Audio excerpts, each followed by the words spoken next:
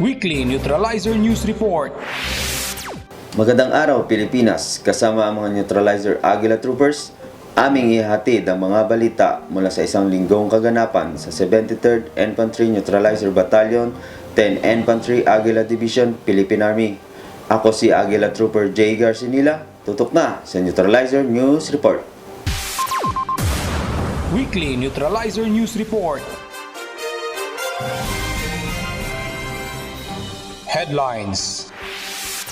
Patuloy ang tulong ng kasundaluhan ng 73rd IB sa pamamahagi ng relief goods sa mga pamilyang naging apektado ng lindol sa probinsya ng Sarangani.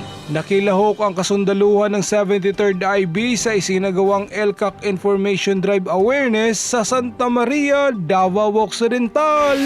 Kasundaluhan ng 73rd IB patuloy na tumulong sa pamamahagi ng relief goods sa mga pamilyang naging apektado ng lindol sa probinsya ng Sarangani. May detalye sa balitang yan si Aguila Trooper Johnson Militado.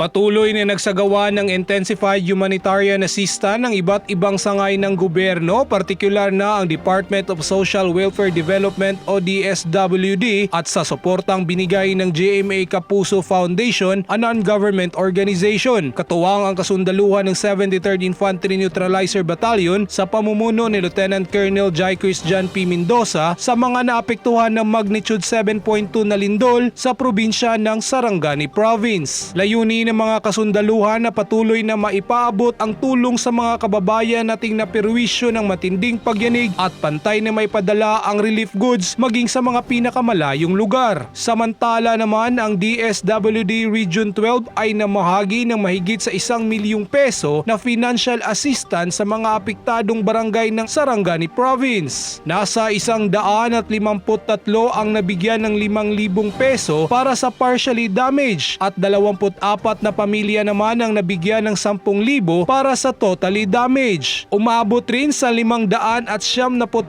ang nabahagian ng relief goods ng GMA Kapuso Foundation sa barangay ng Sapo Umasla, Sapo Padido, Tuyan at Lon Padido sa munisipyo ng Malapatan, Sarangani Province. Daghang salamat sa Malapatan at Gobernador na kadawat ni ani ngayon daw. Salamat kami. Ang kasundaluhan ng 73rd IB ay patuloy na sumusuporta sa mga programa at aktibidad ng ating gobyerno kasama ang lokal at nasyonal na mga ahensya, non-government organization at mga pribadong sektor para sa pagpapanatili na ang kaayusan tungo sa maunlad na pamayanan. Mula dito sa munisipyo ng Malapatan, probinsya ng Sarangani, Aguila Trooper Johnson Militado para sa Neutralizer News Report. Weekly Neutralizer News Report. Nakilahok ang kasundaluhan ng 73rd IB sa isinagawang LCAC Information Drive Awareness sa Santa Maria, Davao Occidental. May detalye sa balitang yan si Aguila Trooper Johnson Militado.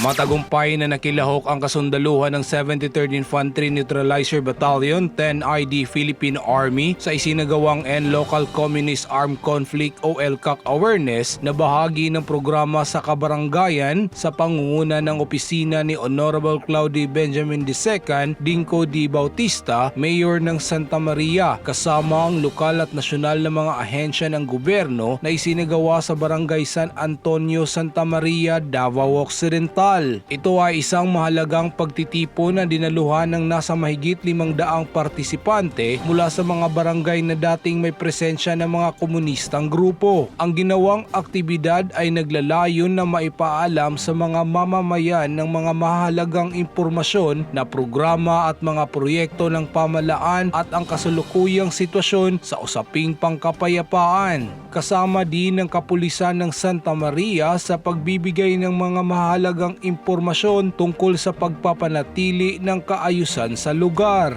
Labis naman ang pasasalamat ng mga opisyal ng barangay at ng mga residente sa dedikasyon at malasakit ng kasundaluhan at kapulisan sa ibinigay na kaalaman at gabay upang hindi malihis ng landas at sa patuloy na pagtapos ng insurhensiya upang makamit ang mapayapang pamumuhay ng mamamayan ng Santa Maria. Samsamara. Ang kasundaluhan ng 73rd IB ay patuloy ang suporta sa pagbibigay ng tamang impormasyon sa mga mamamayan upang magbigay gabay at kaliwanagan at isulong ang kampanya na wakasan ang insurensiya para sa mas maunlad at mapayapang bansa. Mula dito sa Santa Maria, Davao Occidental, Aguila Trooper Johnson Militado para sa Neutralizer News Report.